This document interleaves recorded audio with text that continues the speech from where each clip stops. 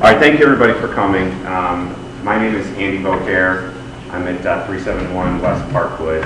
And this is actually the third of these meetings that we've had. We have had several discussions with the Parkwood community, and this one specifically, we tried to get more people from East Lake and Ponce to come out as well.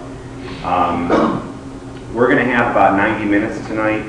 Well, we have the room for 90 minutes. We've only got about 30 minutes of presentation. We're going to keep the room open for Q&A. If there's note cards in the back, what we'd like to do is have everybody put questions on note cards, and we'll answer those first. And then we'll go into verbal Q&A if there's still time after that. So, you know, we'll hand out note cards. Please feel free to write down those questions. We do want to spend quite a bit of time on the Q&A because we know that's going to be important. So we're going to go through tonight. I've got, there's a couple people in here that are going to talk. It's not just going to be me and the other comments I need to get into first. Sherry, I'm going to turn it over to you. You're ready to go. Hi, I'm Sherry Kennedy, and I live on East Parkwood Road. So I'm going to present first tonight, and this is just an outline of what we're going to talk about. So first I'll go through and I'll introduce all the folks that are in the group with me. We'll talk about some maps so you can see how all this lays down in our community. Talk about Cityhood. For those of you, this is your first meeting. We'll just kind of give you a brief overview of what the Cityhood initiative is. And then answer the question, why is it important for us to be talking about this now? We'll talk about impacts and then recommendations, and then we'll end with our Q&A. So, who are we? Those of you that live outside the Parkwood Garden Club, in the Parkwood Garden Club, we have a crime task force that meets periodically. And this past summer, I'm afraid, met a little bit too often with some of the things that were going on. So anyway, in July, they came up and had a meeting because they had heard all these initiatives about Briarcliff and about Lakeside, and they were looking at it from the perspective of, if these things happen, how is that going to affect our neighborhood and the police protection? So let me just kind of point out the members of that group. Andy Beaucaire, and all of us have been very active in the Parkwood Garden Club, either the park committee or on the Parkwood Garden Club board or as the crime task force. So there's Andy, who is up here before, Karna Candler, there in the back, Tom Bell, Here. and Brian Bell. They are not related. Yes, we are. And then Dan Mallory, running around back there, and myself. So what we did, starting in August, we started going to a number of meetings. The first one was the Druid Hills meeting on August the 20th. Then after that, we kind of split up because there's a lot of meetings going on. And we went to meetings for Lakeside and Briarcliff. We went to a meeting on the south side of DeKalb about no cityhood. We went and met with the city of Decatur. And so we just kind of split up, went to meetings, and then came back together again and shared information. So now I'm going to tell you a little bit about the Cityhood initiatives and what they are. So why would you even want to start a city? So a lot of times what people do, groups, members of the community may get together and think, okay, if I had those tax dollars I was giving to DeKalb County, I think we could do a better job here in our community and keep that money here with us instead of spreading it around the county. So you probably heard about Sandy Springs and Dunwoody and even most recently Brookhaven. All those are the cities that have just recently formed. Some of the reasons that people more in our area were interested in it was because of crime. I mean, we've all heard probably one of our neighbors has been broken into or had a car broken into. Zoning, anybody that followed the Clifton Ridge development this summer knows that that's still an ongoing battle. Then, of course, things that you just hear on the news about the county politics, and sometimes it's not always the best things. So let me kind of tell you what happened this summer. So I don't know if all of you got a map or not, but if you'll follow this map here and look at the red line, that's Lakeside. So a group of people got together early this summer and formed the city of Lakeside. You'll notice two things. One, they decided they would pick up that area outside of 285 there at the top of the map. The most interesting thing is, though, if you look down here at the bottom, they left this part of unincorporated DeKalb.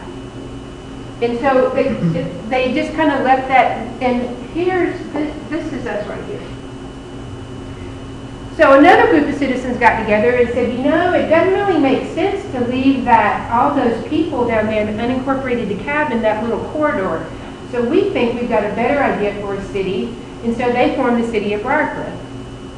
They went and bumped up against the city of Atlanta, the city of Decatur, Avondale, all those city limits to form the city of Briarcliff, but they decided it didn't make sense to cross 285 and go onto the other side. So if you look at those blue dotted lines, Parkwood stayed here on this side. What you'll also notice is they overlap with Lakeside considerably. Okay, so we already got 2 people buying in this area, and then now you got to look at the city of Tucker. So Tucker came back and said, hey, I really don't want you to take part of me up there, city of Lakeside. So then they also formed a request for Cityhood later this year to create the city of Tucker. All right, so now you got 3, and if you want one more, Druid Hills, this portion here. So you know what really makes sense for us, because a lot of Druid Hills is already in the city of Atlanta, it makes sense to put all of Druid Hills into the city of Atlanta. So there's also an initiative that's just starting to unite Druid Hills all under the city of Atlanta, which would include us too. Here we've got a map that kind of drills down a little bit closer to our neighborhood. Let's see, so here's the East and West Parkwood. So you guys on East Lake are over here. Anybody from West Ponce over here. That red line is actually the Decatur city limits. In 1919, city of Decatur annexed some property and just drew a straight line. Well, it made sense probably at the time because those roads weren't there. Our houses in the Parkwood area weren't built until the 1950s. So once that they began developing our homes, we've got homes in our community that are partly in Decatur and partly in unincorporated DeKalb. And you can see that better for those of you who's outside of our neighborhood. We have this map in our telephone directory. So it shows the Parkwood Garden Club area. And then this portion that's in red, East and West Parkwood, shows you the part that's in unincorporated DeKalb. So on these cityhood initiatives, Briarcliff, just to kind of give you an idea of what this size looks like. Okay, Decatur is 19,000 people. City of Briarcliff will have 92,000. Lakeside 63.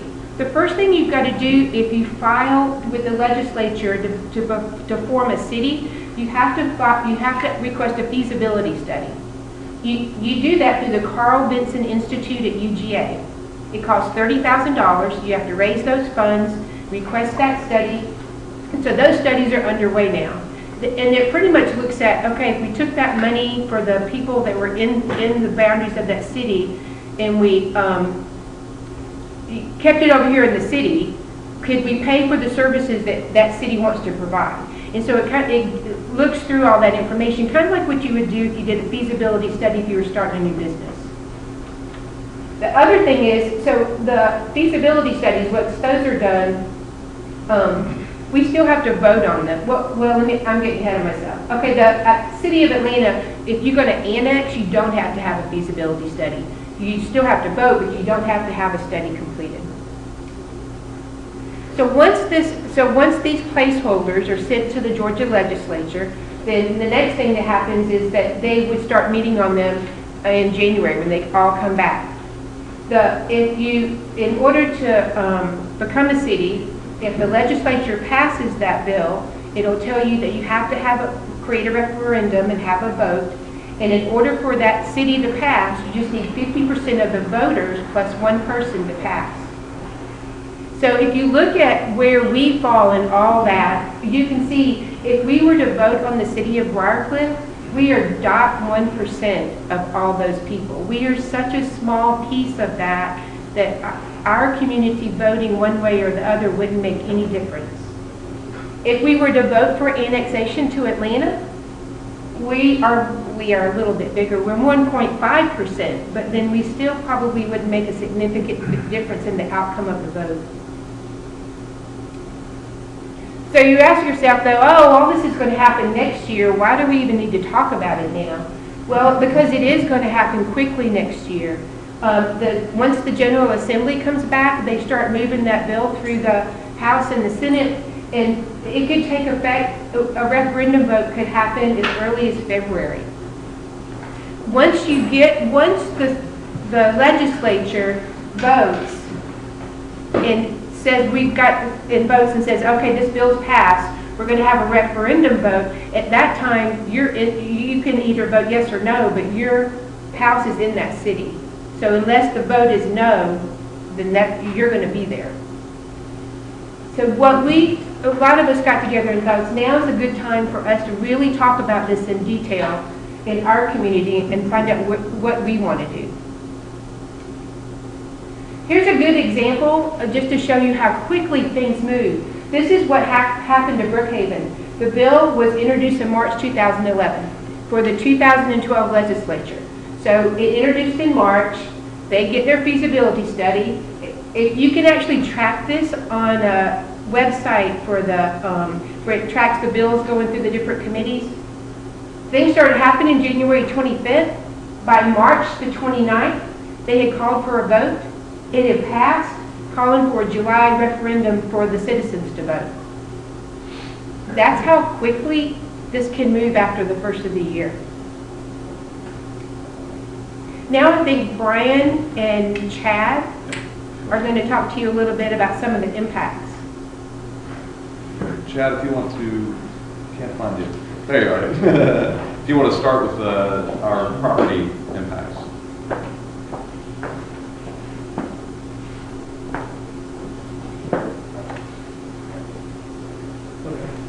Chad Carter, and I live here in Parkwoods at 498 West Parkwood. I've been here for 2 years, and I'm a realtor with Harry Norman Brokers here in Atlanta.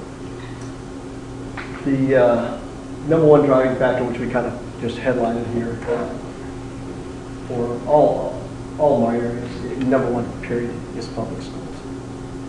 I show anywhere from 20 to up to 60 homes a week, every week. And I can guarantee you, whether they have children or do not have children, their number one consideration is school districts that they're buying into. It's the number one stabilizing factor for home values. And I just want to rest assured you guys that is the number one driving factor. Unincorporated DeKalb County, you have Lakeside passes and Briarcliff does not. The Parkwoods would stay in DeKalb, and just assessing it in general, we just didn't feel like there would be any immediate or significant notable change to the property values. City of Briarcliff, same thing. City of Briarcliff passes. We stay in the same school districts. Overall effect, we just don't think it'll be anything notable or significant. It would be nominal, something we wouldn't really feel or notice immediately. City of Atlanta. If we are annexed by the City of Atlanta, property values could nominally increase or significantly decrease depending on which school district we are zoned into. And I'll elaborate on that a little bit.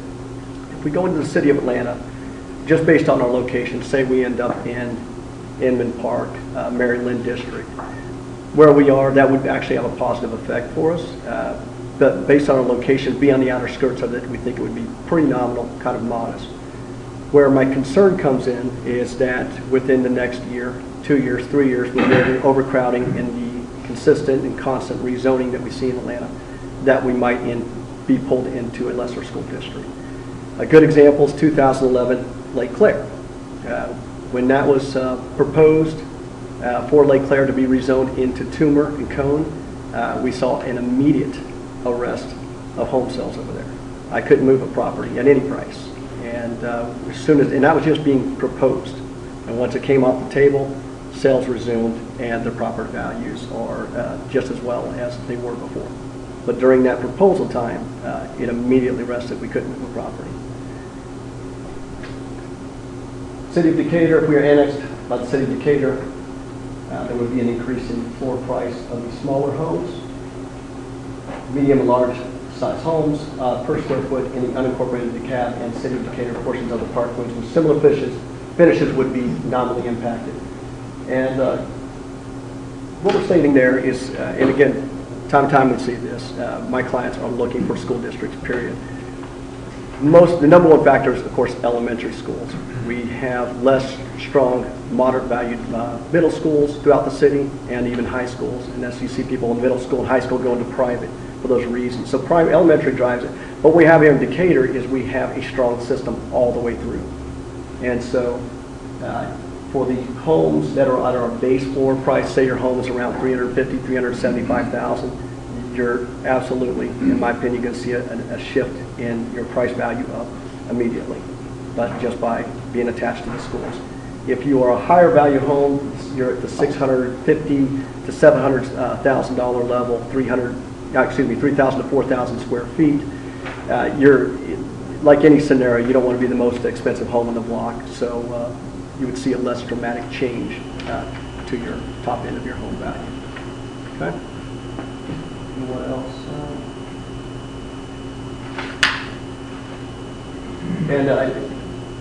One of the things I noticed came up this week in some of the discussion is, many of us, of course, obviously we don't have children who utilize the school districts, but again, ultimately, it still affects all of our home values, whether you have children in the schools or not. Okay? Thanks, Chad. I am Brian Bell. I'm at 271 West Parkwood. Going to talk a little bit more about impacts. Specifically, I want to talk a little bit about our schools. So, as was mentioned, as Chad mentioned, there's lots of different places we could land with all the different Cityhood initiatives. Unincorporated DeKalb County, if the Parkwoods remain in unincorporated DeKalb County, we would also remain in the current DeKalb County schools. So wouldn't see a change there. For the city of Briarcliff, we would also remain in the current DeKalb County schools. Now, clearly, anything that happens, down the road, I know there's been talk of some bills to allow cities to actually form their own school districts, which you're not allowed to do today. In Georgia, there's been talk of that, but clearly that's down the road. We're not going to speculate there. For City of Atlanta, if the Parkwoods were annexed into Atlanta, we could remain in our current DeKalb County schools, or we could move to the Atlanta schools, or we could move, and actually the Druid Hill schools, that's actually is the DeKalb County schools. So Maryland or Toomer, as Chad mentioned, are kind of two places we would likely fit in because we're close. Also, as Chad mentioned, they do redistrict very frequently in Atlanta. So just because we land in one spot, good or bad, initially, that doesn't mean we'll be there in a few years. And then finally, for City of Decatur, if annexed into the City of Decatur, we could move into the City of Decatur schools. A note for folks that do have children in the schools currently, when annexation impacts schools, changes are typically made the following school year, so they do not ask students to change during the middle of the year. And in DeKalb County, there is precedent for students who want to remain in their current DeKalb County schools after annexation to work with their schools to do so. So we've had conversations with the registrar at Druid Hills High School, as well as the registrar at Fernbank. We're waiting on a response from the middle school. What we've learned from that is that while the Board of Education actually does not allow, by rule, folks from out of district to remain in those schools, it does happen. That's a conversation that occurs between the parent and the principal, and that does actually happen. And so again, we've had conversations and confirmed that. One other note on that, in talking with the registrar at Druid Hills High School, she noted that in annexation situations, they often will work with the two school districts will work together to figure out the best way to handle those students. So again, it may be that you would like your student to go to the new Decatur schools, but if you want them to stay where they are, there is an opportunity to do that. Absolutely no guarantee, but that's a conversation I would, if I was in your position, I would go ahead and start having with the principal at my school. All right. Impact on the historic district. Annexing into Decatur would take our properties out of the current historic district because it's managed by DeKalb County. We do know that the Atlanta portion is managed by the city, not the county. Decatur does have their own historic preservation that manages 4 current historic zones, and they have expressed that they would be willing to create a new historic area for the Parkwoods should we annex into Decatur. And we note here in the last bullet that that's something that if we decide as a neighborhood that's something we want to pursue, is getting into that historic district. That's something we can work with the city to establish our own guidelines for, and then the city of Decatur can help us manage those. Again, that's an option, not something that we have committed to by any means, but something we can look at. Okay. We also did an impact comparison. I think you guys have this as a handout. Just to take you through some of the different states. We got our current state with DeKalb County. We show the property taxes for DeKalb County across the board. Briarcliff is unknown. You'll see a lot of unknowns for Briarcliff, but it's a brand new city, so we don't know what's going to happen there. For schools, you'll see Fernbank continues to rate very well. I think everybody that goes to Fernbank is pleased there with their 9 rating. The Druid Hills Middle and High did not rate as well, and then the average for DeKalb County is a 4. For Decatur, the average is a 9, and you'll see a 9, an 8, and an 8 for the schools that we would be in that district.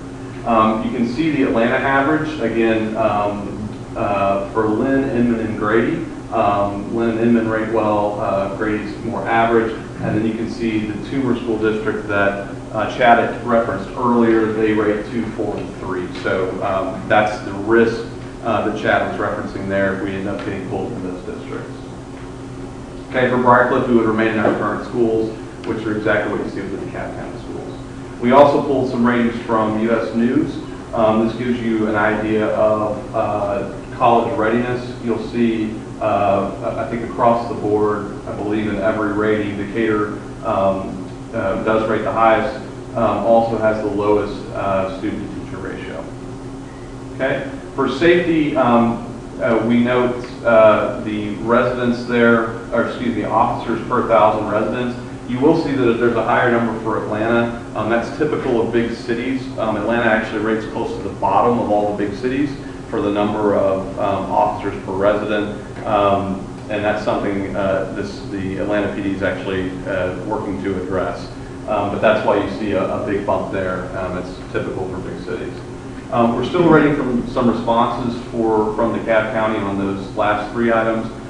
We have an open records request with them to get some information. We note officer patrol area for Decatur is 1 square mile, 1 to 2 minute emergency response times, 3 to 5 minute non-emergency response times. We've seen lower in DeKalb County, but again, we want to wait and get some data there. Also for Atlanta, you'll see a little bit higher response time there for emergency and non-emergency. Hey Brian, one note before you leave that slide. Actually, I just caught this. The Decatur for the elementary, they just rezoned, so we'd actually be going into Westchester when that reopens for our area. There is a current map up, which we can post a link for the new zoning, and it gives all the statistics on the schools, which is pretty interesting to look at. So we'll update that grid. Great. Okay. Uncertainty. Kind of one of the keys you'll see here with all these Cityhood initiatives. I think you've heard a lot of different things that could happen. There's a lot of uncertainty out there as far as what may happen. We don't know if Druid Hills will support the city of Briarcliff or seek their own annexation into Atlanta. As Sherry mentioned, there is the Unite Druid Hills group that is working with the mayor of Atlanta to get annexed. We also don't know if the Parkwoods would be included if Druid Hills is annexed into Atlanta. So we're a bit of an outlier away from the rest of Druid Hills. Would we even be included there? If we're annexed into Atlanta, what school system would we be in? Not only what would we start in, but where would we be a couple of years down the road? And then finally, will the Druid Hills Charter Cluster be approved? That's voted this evening, and I think has probably already occurred, but I don't know if anybody has any breaking news on how that turned out. Okay, so next, kind of what we can do. We actually have, despite all the different outcomes that could occur, we actually have a limited number of options of what we, as a small neighborhood, can do and what change, which ones of these changes we can actually impact. So, first of all, we've got limited ability to preserve our status in unincorporated DeKalb County. Atlanta, Decatur, Briarcliff have all expressed interest in the Parkwoods. We're a more affluent area, so our property taxes actually do cover the city services. that are provided. A lot of areas that are lower income are actually their property taxes don't even cover the services they provide. So we are a place that is attractive. We also have limited ability to seek exclusion from Briarcliff. They've already done their feasibility study. We've got a very small population. A request for them to exclude us is not likely to be entertained. We've got limited ability to seek annexation into Atlanta on our own. We don't touch Atlanta, so by law we cannot go request to be annexed into Atlanta. Now, if Druid Hills gets annexed and we are part of that, that is how we would become part of the City of Atlanta. Okay, we've also got limiting voting impact. This was mentioned earlier. The Parkwoods represent 0.1% of the eligible voters in the city of Briarcliff. Even if we all rally the troops and go vote, we're going to have a limited impact on that outcome. We represent 1.5% of the households in Druid Hills. Again, limited impact on the outcome. Okay. So our choices, we have looked at really the two main things that we can do. We can take no action and follow Druid Hills. So we can see what happens there and follow them. That could be annexing into Atlanta. Could be we become part of Briarcliff. It could be that they get annexed into, that we get annexed into Decatur while Druid Hills is annexed into Atlanta. The other option, and this is the option that we have begun moving forward with, and that is to seek annexation into Decatur. This is the one outcome that we can have an actual impact on, and that is us gathering 60% of vote of both the residents and the homeowners, as well as approval by the city of Decatur. So we have started that process really in earnest probably a week or so ago, starting to gather signatures. This, in our mind, this provides the least risky outcome and the least uncertainty. A lot of things could happen if we follow Druid Hills. Some could be positive, some could be negative, but we're kind of leaving our fate up to other folks. This allows us to get into a city with better school ratings. We think better police response times, as well as, in some cases, some improved services. So for that reason, we've chosen to pursue option 2. Okay. And before I move on, I do want to mention there's another group in the Parkwoods, and we've got some representatives from those folks from those groups here today. They have proposed that we wait and hold off on moving forward on this annexation process. Our understanding is they're looking to gather more information. We are working with them, hopefully to set up a meeting this week to understand exactly what information they are looking for and on what timeline. So the concern is if we wait, and Sherry mentioned this earlier, once the legislature votes and if they pass Briarcliff, even before the referendum, once that passes, we no longer can get annexed into Decatur. That option goes away. So it's important that while we can continue to have discussion, waiting until January, February, we may lose the option to get annexed by Decatur. So that's the reason we are moving forward the way we are. We've been working on this since August, gathering information. So again, we've got some folks here from that group that may have some comments and questions, but we at least wanted to address that. Okay. So conclusions. Again, as I mentioned, following Druid Hills is risky. We don't know what the outcome will be. Our property values we put at risk, mainly due to the schools. We've got a limited impact on the outcome of the vote, and we end up letting other folks decide what happens to us. Seeking annexation into Decatur, as I noted, is safe. We will be able to preserve our property values, improve our school district, and get to make the decision ourselves. Okay? So we've already mentioned this. We are seeking annexation. We have identified supporters. We've begun gathering votes, and we've really started this process. We do have a Google Groups, which is a great place to go get more information. Anyone can post questions. You'll see responses from not only this group, but others in the neighborhood. We've got other folks that are involved in Druid Hill schools, City of Decatur schools that are also posting responses as well. Okay, and I'm going to pass it off to Andy. All right, so before we get into questions, I guess a couple quick points I want to make. we talked about the timeline, and we talked about, there's been some questions on why are we moving this along quickly. If it's not clear, I guess the conclusion we've come to is that there's a very conservative option we can take to look at annexation into Decatur, or there's a lot of uncertainty. There's probably more uncertainty at this point than there have been with similar actions that have happened in DeKalb in the past, only because there's been such a domino effect from all of Druid Hills looking at, will we annex into Atlanta, and if it's not this city that's proposed, what's going to be the next city in the next legislative session. So one of the things we didn't even cover today, we covered in an earlier presentation, there's actually another city proposal in DeKalb called Stonecrest, which is down in the southeastern part of the county. That's 77,000 residents. I forget exactly what the number is on Brookhaven, but I want to say it's around 40,000. One of the things is, if you look at your tax base and unappropriated DeKalb, with all these cities going into effect, whether or not we're part of those cities, the tax base is most likely going to change if any of the cities go through. So in the case of Brookhaven, we really probably haven't seen the full effect of the county losing that tax base of residents, because that's really not going to come into effect until next year and the year after. Remember, Brookhaven just started this year, so they just passed a new millage rate for next year. So they're really going to start operating on their own tax base, or their own tax budget, I guess, for next year. If a Stonecrest or if Lakeside or Tucker go through, even though they don't touch us, taking all that commercial property and the tax base from the commercial property, as well as the residential tax base away from the county, is going to have a significant effect. So there's a lot happening in the county. Not all of it directly affects us, but we have to wait and see on specifically what's going to go through. But with this domino effect, the risk is probably higher now than it ever has been before of the future. So when we looked at this, we said, well, there is an option that we can pursue, and we can be proactive about it, and it gives us a lot of power.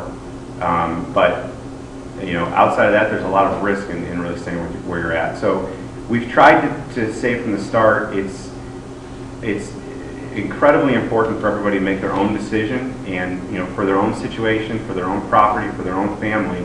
What we want to make sure, though, is that everybody can make those decisions based on all the facts that are out there and all the information, because it's not easy to get all this information from the news. You get bits and pieces here and there. Once the legislative session comes in January, we feel like there's probably going to be more news.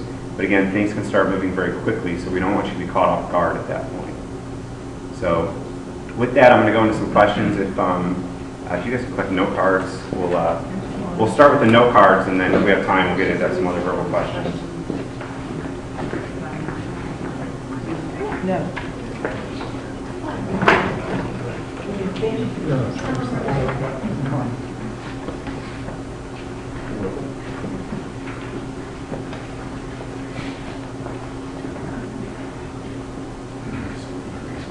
Yeah. Just hang on, just make sure you read it. Yeah. Okay, so the first question is, does the 60% vote include Ponce and Eastlake homes, or would the Ponce and Eastlake homes be separate? So it's a good question. So essentially, when we started, the first two meetings that we had were really just related to the Parkwoods, essentially Upland, Parkwood Lane, East and West Parkwood, the group that we've traditionally called the Parkwood neighborhood. As we've talked to the city of Decatur, they've said if we could clean up the property lines that are split now, and if we could extend Decatur to the railroad tracks, that gives us a very natural boundary. So we're trying to reach out. We put flyers and information in all the mailboxes for the Ponce and the Eastlake Road houses that are up to the railroad tracks to ask if they want to be part of this initiative. So that's part of the goal of tonight's meeting, was to try to involve more of those people to find out what their interest level is. And as far as the 60% goes, I just want to clarify, there's the way the petition process works is twofold. It's 60% of the total land area so you approach the property owners for that. Every property owner gets a vote, but their percentage of the vote is based on how much property they own, and it adds up to that 60%. And then additionally, you take 60% of the registered voters in that within those properties. So the registered voter one is a little bit tricky because the DeKalb Board of Elections does not do a great job of keeping their records up to date. So there's people on that list that are deceased. There's people on that list that have moved from the neighborhood but are still registered to vote. We have reached out to inform people about what's going on if they're on the registered voter list, but they're no longer living in the area. Again, it's up to them whether or not they would want to sign the petition or not, but if they don't sign, that does go against the count for the petition. Okay. The next question is on is $375,000 to get into the City of Decatur schools. I believe that this is related to the property value, the floor value question that Chad brought up. I might be wrong. Did you mention a price, Chad, when you got in there? But that was my question. I was asking because there's wording in here that says it costs $375,000. Oh, okay. So let me clarify. Yes, in the frequently asked questions sheet, the yellow sheet back there, if you don't have one, it's a great document. Where that comment came from was that as Chad and Christina and other realtors that we've talked to have looked at the property values within Decatur over the last few years, what they've seen is that it's very, very difficult to buy a home within the city of Decatur that's under $375,000 right now. So that's kind of where that number, it's not a perfect number, but what the comment really means is if the value of your home is less than $375,000 today and we were annexed into Decatur, there's a very good chance that your value would jump up right away based on the comparison properties in Decatur. This question sort of relates to that. Sure. The next question is, what, if any, is the likely effect on assessed value of homes in various scenarios? So, very good question. If we are annexed into Decatur, Decatur property values are still assessed by the County of DeKalb. So if we would annex into Decatur, there'd be no special assessment. You would follow the same procedures of the normal what DeKalb does to assess homes. Right now, that's based on a computer model. And it's your property value is supposed to be updated every year based on the model. So what they bring in for the model are other properties that have sold, other things that have happened within the community. I'm not sure what all the model's based on, but your property value, the assessed property value would change based on sales around your home over however many years. So if we're annexed into Decatur, your property value would not change immediately based on anything related to the annexation. The next question is, you indicate that the legislature will start looking at the Cityhood proposals in January. Have you asked the sponsor of the City of Briarcliff what the likelihood is of this issue being a priority during the legislative session? Is it possible that the Cityhood initiative may not even be taken up during this session? I understand this may be a short session this year. So our understanding, and I'm not an expert, I'm not an expert on the legislative process, but our understanding is that once they start in January, they have 40 days for their open session, and that's not a consecutive 40 days. It's not a normal business 40 days. It's a political 40 days. So that will last from January till sometime in either March or April. And I don't know if that can change from year to year. I thought it was always 40 days, but again, I'm not an expert on that. We believe that all of these cities, and again, that's Lakeside, Briarcliff, Tucker, and Stonecrest, we believe they would all be looked at and voted on during that session. I don't have more information as to whether or not they would be able to table that and bring that up in another session. I don't know if anybody, Akarna says that they can. So apparently that is an option for them to table that. We have not asked the sponsor if there's a likelihood of them doing that. So that's a question we could try to follow up on. The next question, is it realistic to expect that the City of Decatur will create a new historic district for homes built in the 1950s and 1960s? Would that not include many neighborhoods in City of Decatur? Who is they that you refer to on your slide that says they will work with us to create a new historic district? Great question. And actually, Tom, what's the name? Sherry answer that. Regina Brewer is the person. Where is Sherry? Oh, Beck. Do you want to answer, or do you want me to answer? Got to come up here if you want to answer. Thanks, Sherry. Tom and I met with Regina Brewer, and her title is the... She's in the planning department, and she's David Collison's counterpart in the City of Decatur. Yeah, but if you've ever talked to David Collison, she's him. Conservation planner. And so they are more than excited to create a historic area in our neighborhood. For 1950 ranch homes right now are in vogue. So perfect timing for us if that's what we're interested in doing. And they would work with us to create the guidelines. If you look on the historic, under the City of Decatur Historic Preservation, if you just kind of go in there and search for that, you can see what the other guidelines look like. They're very detailed, so I know now some of the issues with DeKalb County is kind of subjective, so they would work with us to create those. Now, they're not, we're still a 1950s ranch, so you're not going to get guidelines that say you're going to be able to do something bizarre and it not be a 1950s ranch again. So, but I was incredibly impressed with how willing she was to work with us and how excited she was. Thank you, Sherry. Appreciate it. And this one is a follow-up, Sherry. I think we may get that answered. In regards to preservation, you have mentioned assurances by COD that ordinances will be enforced on the interim. This appears to be related to, I'm sorry, this appears to be, Related to an afterthought after annexation. this appears to be related to an afterthought after annexation. Who did you meet with in Decatur? Okay, so that's, the question is who did we meet with?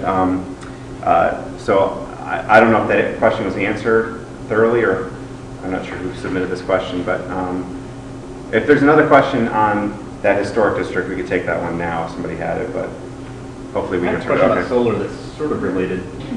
Go ahead, that's fine. It's on the card, but Okay, let me read that one then, if you don't mind. Which Okay. one? Well, let's go through these and we'll get to it as we get to it then. okay, yeah, that's fine. I just wanted some more. Yeah, here, let me address a couple. Okay, go ahead. Real fast. There's a couple of questions that are related to here on what thought has been given to long-term residents being priced out of the neighborhood. Why is it that I've heard about meetings and petition signings after the fact? So clearly, any sort of change that takes place here, whether it's a change that we try to drive or a change that occurs to us, can have impacts to folks. So if property taxes go up by moving to Decatur, or property taxes go up because Lakeside is pulled out of DeKalb County, if we get moved into a school district that's not positive and we have folks that want to leave the neighborhood, absolutely there are changes that may impact people. That's why we want folks to look at this from your perspective. It may be that you say, I would rather risk it and not try to join Decatur because I can't afford the higher property taxes. Just know that you're risking other things too. So it's not that that's a point of view that we don't understand and respect. It's just there's lots of unknowns that could occur, including higher property taxes, decreases in property values, and other things like that. The other question was why is it I've not heard about meetings and petition signings until after the fact? We have posted signs in the neighborhood for each of our meetings. We put flyers in mailboxes. We've posted items to the PGC website. We have the Google groups, and we sent emails. So if there's another channel that we are missing there, for some folks that doesn't cover, absolutely let us know, and we can pursue trying to get into that channel. Okay. I've got a couple more. This is around, let's see, who do we speak with and what is the source of the precedence that children in Parkwood can continue with their current schools? So we spoke with the registrar at Druid Hills High School, and her name is escaping me. Actually spoke to her today and found out a little bit more information than I had previously. But there is the DeKalb County Board of Education, by their rules, does not allow that, but it does occur. And that is a conversation, as was discussed, that needs to happen with the principal and or the registrar. Also, an important note is that she said that the districts oftentimes work together when an annexation occurs to determine what's the right way to handle it. So she said oftentimes students can be left where they are, not necessarily. Again, this is something you've got to talk to your folks at your schools about and find out if that's something you're interested in. You saw the school ratings, so it may be that folks don't want to stay in their current school and would rather move to a different school. So that's also an option for folks. Go ahead. Yep. Yeah. Okay. So the next question is, according to video statements provided directly from the current principals at Decatur High, Renfro, and the 4-5 Academy in Oakhurst, say that they're seriously overcrowded, resulting in a very difficult situation. The officials at the city schools of Decatur are publicly acknowledging a very difficult situation and provided data and produce videos to back up their concerns. Yet these videos and the data from the city were not provided by the Decatur Annexation Committee to the neighborhood. Rather, other neighbors have done research and posted the video and the data to the groups. When trying to discuss this topic, the Decatur Annexation Committee routinely dismisses or minimizes this issue, identified as critical by the Decatur principals. In one instance, a neighbor who asked about the overcrowding was told that they were being pejorative towards the schools. These are not pejorative comments, these are facts. Question, why are you not showing this video from the principals at this meeting or any other meeting so that the neighbors are fully informed before making a decision? Why are you not presenting the data and facts regarding the overcrowding at the schools? Please let us know why you're not fully providing the neighbors with this vital and relevant information. Please name the officials you have spoken with at the City Schools of Decatur and when you've met with them to discuss how our neighborhood will be accommodated if we are annexed. Okay, so very good questions. Obviously, the Decatur school question on overcrowding has come up a couple of times, and I do want to take a minute to point out that the Google group is open for anybody to comment. So we've mentioned our group of 6 that has been trying to present information and sponsor all the discussion, but please come and join the Google group because, again, it's open to everybody, and everybody has to share information, make their own decision based on their own situation. As far as the overcrowding goes, Decatur is looking at an overcrowded situation for their schools for the next few years. There's a lot of information on that online. They are trying to develop basically a 5-year plan for projected growth rates. There's very interesting and I think very detailed information on how they're projecting their student enrollment based on number of owned households versus rented households, number of new students that will be entering. And one of the interesting things is that for Decatur, this is very different than DeKalb or Fulton County. Decatur is seeing a much higher number of students continue from the elementary schools to the public middle and high schools than the rest of the counties are. So the other counties typically see a lot of students attend elementary school, the public elementary school, and then move on to a private school for middle or high school. So I don't think that we've been trying to hide that fact or downplay it. It's obviously it's out there. It's something to pay very much close attention to. For the elementary schools, they just opened or they just announced that they're going to reopen Westchester. That takes the elementary schools from an overcrowded situation to now 15% below their minimum, or what they would project as their minimum capacity. Westchester, which our neighborhood would be entering into, actually will have the most seats available of any of the elementary schools for the new plan. That's 66 seats below what they project as their baseline, and then they've got another, I think, 15 seats to where they would get to overcrowded. So as far as elementary school goes, there are some options there. They're looking at, again, what they're going to do building-wise for their middle school and high school to keep up with that growth. I guess I would say I think there's a lot more information provided for what the city of Decatur is doing to project their numbers than what DeKalb is doing.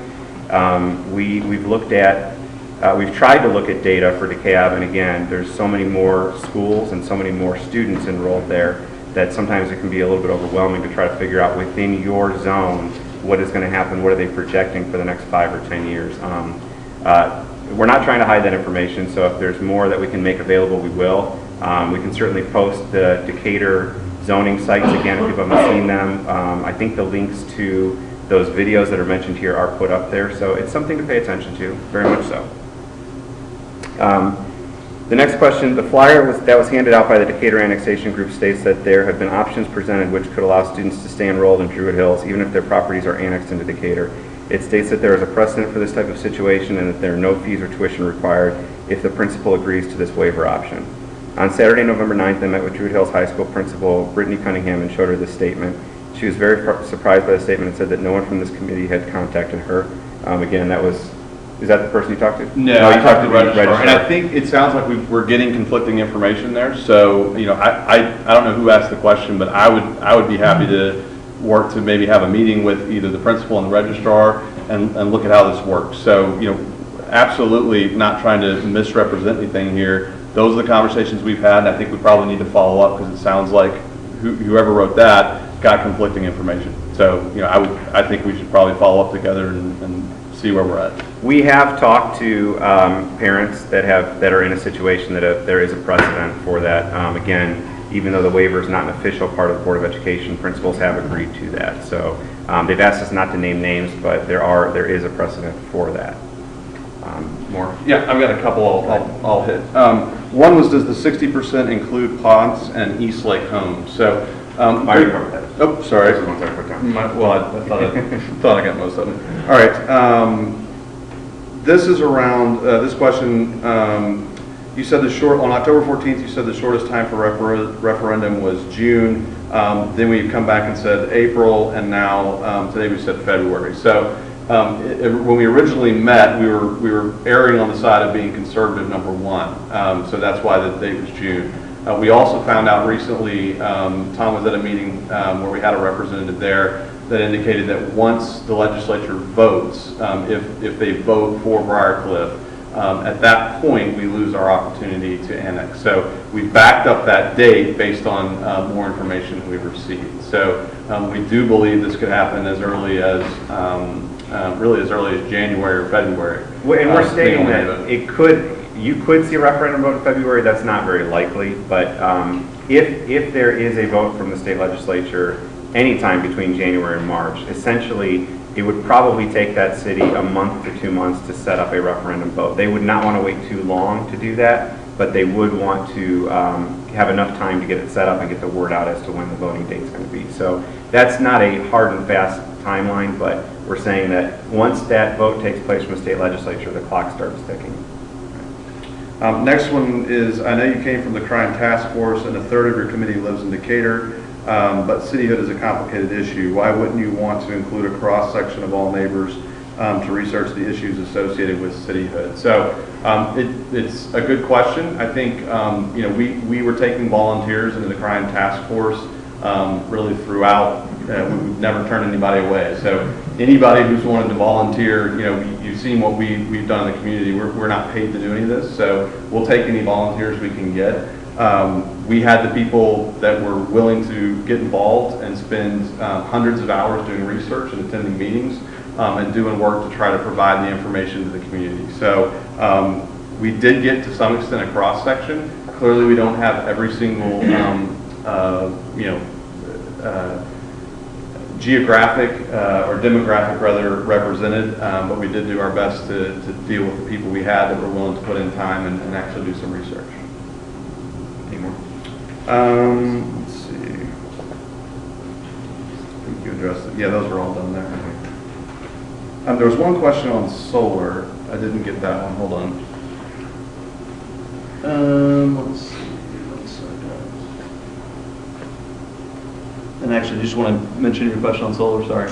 Go ahead. I was just, yeah, I checked with the Druid Hills historic area, and residents can't put solar on their house that faces the road. And I had checked into this because I was thinking about it for my home, and that would mean that I had to have the solar panels facing away from the sun, which of course is ridiculous. So I was just wondering, do you know what the regulations are or anything for Decatur solar? I don't. If anybody has any input on that, I don't. Without being in a historic district, there would be no restrictions to that as long as it met code. Okay. But as I said, we will have the option, if we want to exercise it, to create our own guidelines for our neighborhood. So that would be for a new something historic district. Yeah, but I mean, if we are a historic district, we get to, within reason, decide what our neighborhood guidelines would be. So that would be part of the conversation. I think we got that one. So we'll see if we missed any. Yeah, so I guess if there, I don't know if, I think we got through all the cards, but if we missed any, we missed two, I'm sorry. Oh, yeah. This is a good, thank you, Carmen. So there was a question at one of the previous meetings about senior citizen exemptions for taxes. We posted this on the Google group. It's also on the back page of this frequently asked questions sheet, the yellow sheet. The last page actually has information on DeKalb versus Decatur senior exemptions. So we definitely ask you to take a look at that. Hopefully you can get some of your questions answered. The links are on there too for the websites that you can get more information. Okay, get two more. And so first one is, I have a financial interest in these matters more than just home values. I have a small limited income and unable to work as I used to. Why are there two members who are already in the city of Decatur and have no stake in annexation. So it's a good question. Again, we took anyone who was willing to work on the crime task force, and that's who we had to work with. So to the extent that others were not involved in the crime task force, that was really, kind of their decision. We've never turned anybody away.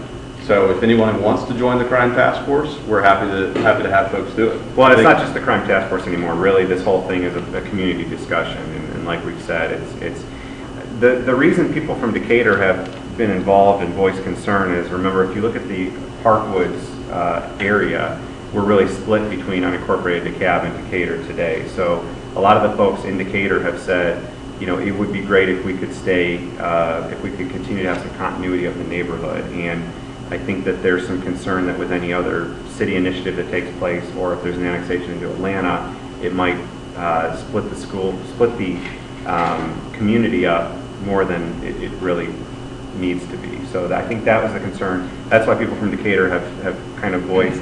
In our specific group, if you look at a few of the members that live in Decatur, they've really helped us just talk to people out, reach out, get information, try to just put the facts down so that we could provide what we have today. Yep. And then the second one was, what is Druid Hills? How would Druid Hills act as a unit? I'm not sure where this one was going, Joe. The question I asked last meeting, I know what Druid Hills is, okay? Oh, yeah. You talk about us going with Druid Hills, or, as Sure. we're a part Yeah. of Druid Hills. What is it that ties us together? other than- It's the historic district. Historic, so it's Right. not a city, it's not a township. He was a It's not- subdivision. It's a subdivision. Okay. So there's really not much legally that holds us together.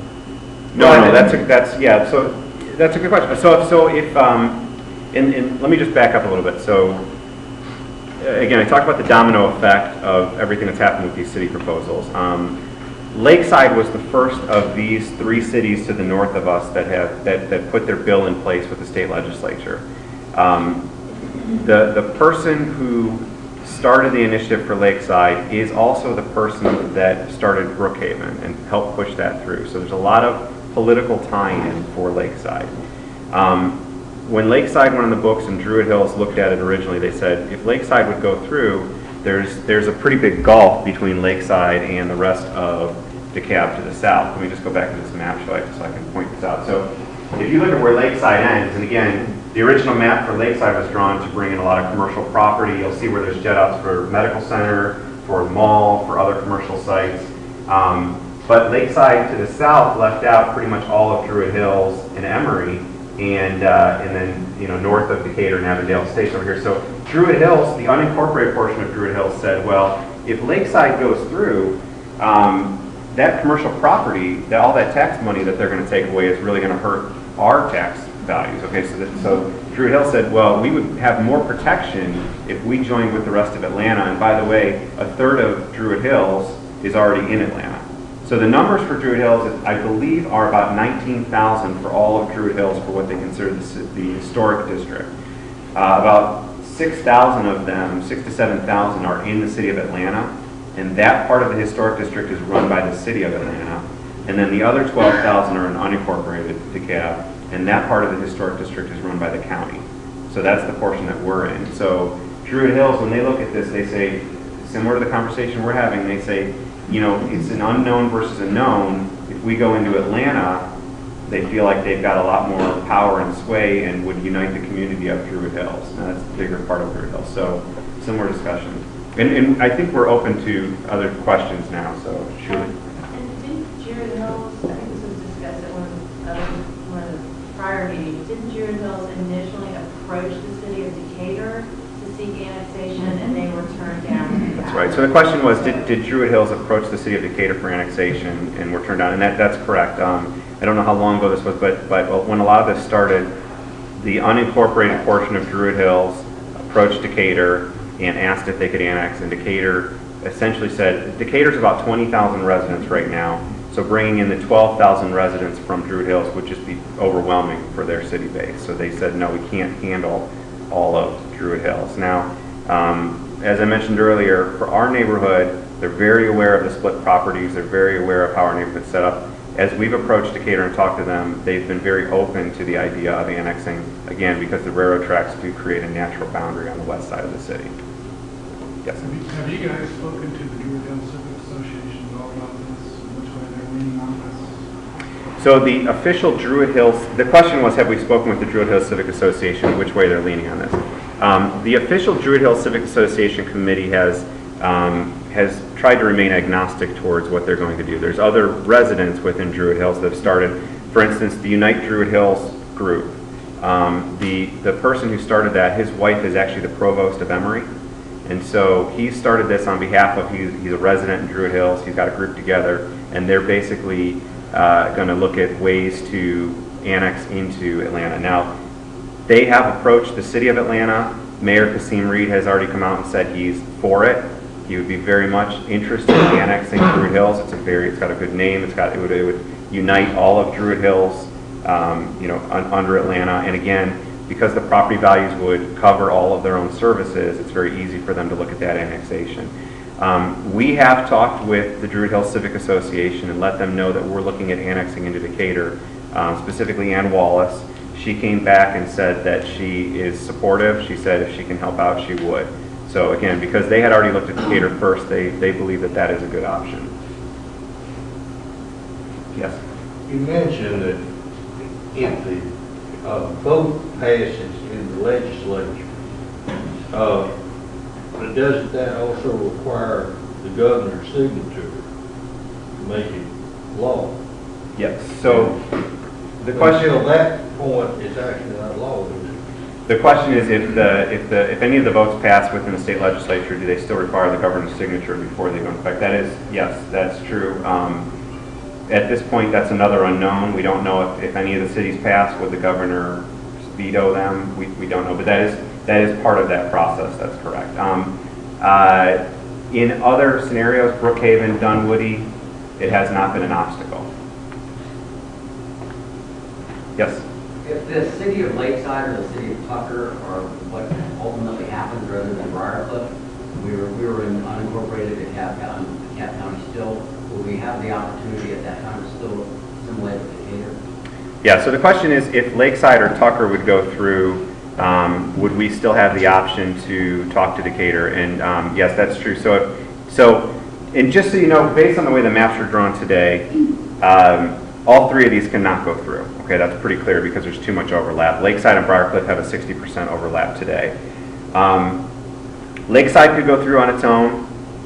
Tucker could go through on its own, or Briarcliff could go through on its own. We have heard that Briarcliff is talking with Tucker to try to clean up their boundaries so that those two could go through without Lakeside. But the point of the question is if Lakeside or Tucker go through and we're still left in that unincorporated DeKalb portion, do we have the ability to continue talking with Decatur? Yes, we do. And one note, though, it also depends on what happens with Druid Hills.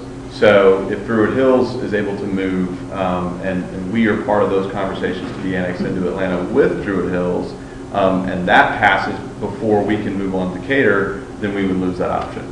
So there's other. Answer my question, why are we obligated to Druid Hills? Yeah, Nothing legal holding us. It'll just be a group of people similar to Lakeside, Briarcliff, and Tucker and Stonecrest. There's a group of people that got together and drew a map. Yeah. And that's exactly what could happen with Druid Hills. Essentially, a group of people will get together and put their own boundaries on it. We believe that they will be according to the historic district, but they could put any boundaries on. They could draw. The city of Atlanta could ask them to draw the boundary at the railroad tracks on the west side. I mean, it could be arbitrary. We don't know, but we believe that they would probably draw the map around the historic district. But to your point, Joe, I think the challenge with any of this is once someone draws a map and gets a bill through, it doesn't matter, and this is the part where you lose control. It doesn't matter if everybody from here down says no, we don't want it. If the majority, if the referendum passes, you're in either way. And that's and to your point, that's part of the challenge here. Is we may get pulled into Druid Hills, even though we say, hey, we're part of Druid Hills, but we're kind of an offshoot. We don't really want to be in your boundary. If we are, and it passes, we're stuck. So, yes. I mean, do you think it's likely that Druid Hills would want to try to pull us in to the city of Atlanta because we have fairly, like our whole neighborhood has pretty high property values. I mean, does that make us sort of desirable for somebody to try to? So the question is, do we think that Druid Hills would want to pull us into Atlanta because our property values are high enough that it makes us desirable? And yes, I mean, they've already, essentially, the process has already started. There's a group of people in Druid Hills, again, they call themselves Unite Druid Hills, and they've already spoken with Atlanta. The mayor's already on board. We don't know if they've drawn a map per se or said these are the boundaries, but we believe they've looked at Druid Hills. We also don't know what's going on with Emory yet. Emory hasn't taken a formal position on what they would want to do, but we're waiting to see if they will as well. Yes? Have you had any one-on-one conversations with any of our elected officials about the options that they'll be focusing on at the General Assembly in January? So the question is, have we had any one-on-one discussions with our elected officials as to what they'll be focusing on come January? And I don't know if Sherry or Carter, do you guys want to answer that question, or Tom? I met, or actually went to a meeting that was in Avondale last week, where two representatives, state representatives were there, mostly to address the people in Avondale that are in the same situation that we're in. They find themselves in the city of Briarcliff proposal, and they really want to be in Avondale. And both of those ladies, Drenner and Henson, represent Avondale and Stone Mountain. So I don't know if that is what you meant by talking directly with representatives, but I was very pointed with them in asking about what is the process, when is it too late for an annexation process? And that's when it became real clear to me that once the legislature votes to call a referendum, at that point, you no longer have an option to pursue annexation. What you just said we did. So to clarify, so to clarify, if we're included in Briarcliff right now, with the way the map's drawn, that's the only city proposal that we're included in. If Briarcliff is the one that they would vote through, then after the state has voted and the governor has signed, before the referendum vote, in that period, we can't take any action. Yeah, and that's an if, because we don't know. There's a Lakeside, there's a Tucker. We have That's another an chance if. for Decatur. Sorry, say it again. Do we not have another chance for Decatur? If Briarcliff does not go through, then yes, we would certainly still be able to continue the discussion with Decatur. Depending on what's going on within Atlanta and Druid Hills. Yep. How fast that moves. So let me, I guess, the Atlanta piece is a little more confusing. I'm sorry, I'll answer that question in a second. The Atlanta piece is a little more confusing because there's a population base that dictates whether or not you actually have to have a referendum vote. So the process that we're pursuing to annex into Decatur is a petition process, and that's where we said we need the 60% land area on 60% registered voter. For Atlanta, or for Druid Hills, because of the size of Druid Hills, depending on how they would go through the process, they would be required to have a referendum vote in addition to a petition, or Atlanta could come in and sponsor a bill with the state to say that they're going to annex Druid Hills into Atlanta. Instead of the Druid Hills people going to Atlanta and starting the petition process, Atlanta could go to the state and say, we want to annex Druid Hills, and then it's just a referendum vote. There's no petition. So in that case, they only need 50% plus one. So there's a couple different scenarios that would happen at Druid Hills. In our case, because we're below 500 people for the area that we're talking about, we don't, if Decatur could still come and say they want to annex us, they could do it without a referendum vote or a petition. Okay, so these are all big what ifs and scenarios that could happen, and we don't want to get into the speculation of this is going to or not going to happen. We don't know, but there are several different ways this can happen. The petition process that we've started is one that is within our control to a point, but that's why we've gone this route. There's one question here first. What's the authority that says that we can't, once the legislature approves the city prior to us, what's the authority that says we can't pursue the annexation? So the question during is, that time before there's a referendum? yeah, the question is, what's the authority that says that if the state would vote positively for Briarcliff between that time and the referendum vote, what is the authority that would prevent us from seeking annexation? I believe Representative Henson is the lady that told me that. she's the state, So it's the state, she's the not the state county. legislator, and she said she's been there 35 years, and that's the process at the legislature. And I don't know where you find that in writing. But I was very specific with her when I asked her about that, because we're concerned about getting caught short. Have you heard anything different, or just? I just wanted to know what the authority. Sure. I was just curious, because, no, because I think for all of this, if you guys are hearing different things than we are, clearly you ask different people the same question and get different answers, so. No, I just wondered if you had the authority, then I don't have to. Right, gotcha. Is there a question back there? Yeah, what is the area, the petition that's in place right now, what is the actual area of residence that includes? Does that go to the tracks? Yeah, so what we're looking at, so again, the discussion started within the Parkwoods, and if you look at this map, I don't know how well you can see it in the back, but this is West Parkwood, East Parkwood, Parkwood Lane, Upland, and the discussion started within this neighborhood only because we've got the Parkwood Garden Club is just the community that we're involved in. As we've discussed this with Decatur, and they came back and said, if we're going to clean up this line, we would like to go essentially all the way to the railroad tracks. And the red line is the Decatur zone. Now, they had said Ponce would be the dividing line they'd like to look at, south of Ponce. And again, this map is oriented, it's flipped on its side, I apologize, but this is Ponce here. They said they would like to take south of Ponce and east of the railroad tracks and north of where the Decatur line is, south end there. So that's the area that they've asked us to look at. Any adjoining property to a city can look at annexation. It could be one house, it can be 5 houses, it can be 1,000 houses, but they have to run up against the city. So if Parkwood Lane, for instance, wanted to get together and say there's, I don't know, say a dozen houses on Parkwood Lane that all their properties adjoin with Decatur, they could get together and submit a petition to Decatur to annex in.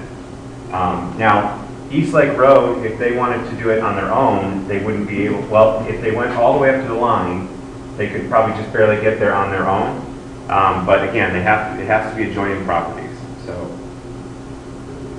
Did that answer the question? Yeah, I think so. I'm in that odd stretch of East Lake Road between the tracks and Parkwood, so technically part of Druid Hills,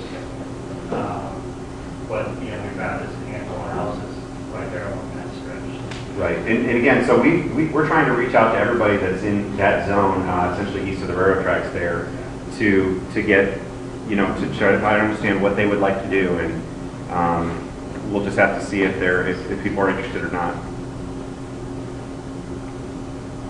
Yes? On the matter of the principal at Druid Hills High School, I'd like to point out that the current principal has been there only since August. Her predecessor was there for 45 years. That might explain some conflict there. Okay, great comment, thank The current you. one has only been there since August. Okay, thank you. And the Yes. other thing that I would say about talking to the principal, I think it needs to be done on a private thing. They're not going to give you a blanket, you can do this. They're going to take it case by case, I would think. Again, we don't know, we know that's speculation, but we do know there is a precedent for the principals to give out those waivers, so we agree that they should be done on a case-by-case basis, and for any of the families affected, we definitely encourage them to talk with the principals and see what option there is. Certainly. All right, if there's no other questions, we'll call this meeting. We will post a video of the meeting, and anybody that would like to view it later can. If anybody has already made up their mind and wants to sign the petition, it is here and it is available. Dan has it in the back at the table. Other questions, comments, please come out to the Google groups, sign up. We would welcome more conversation. That's the link down at the bottom, and I apologize, it's kind of a long one, but we definitely would welcome more conversation. If you wrote your email down on the sign-in sheet, I will send you an email with the link. So if you want to sign up, you're more than welcome. Was there one more question? Sorry, I know you closed the questions, but this is really, and I agree with you that there's not a lot of written information out there as far as defined. And so this really goes back to the politics of knowing that the City of Briarcliff, that bill has been sponsored by a Democrat. Lakeside, sponsored by Republican Senator Lamont. So, and given that the General Assembly is Republican, what are your discussions, or you have discussions that revolve around sort of the likelihood of Briarcliff passing? I'm not asking you to speculate, just sort of what are the discussions, these are the discussions I have with people, the likelihood of a democratically supported sponsored bill for Briarcliff to pass over that Lakeside, given that all the new cities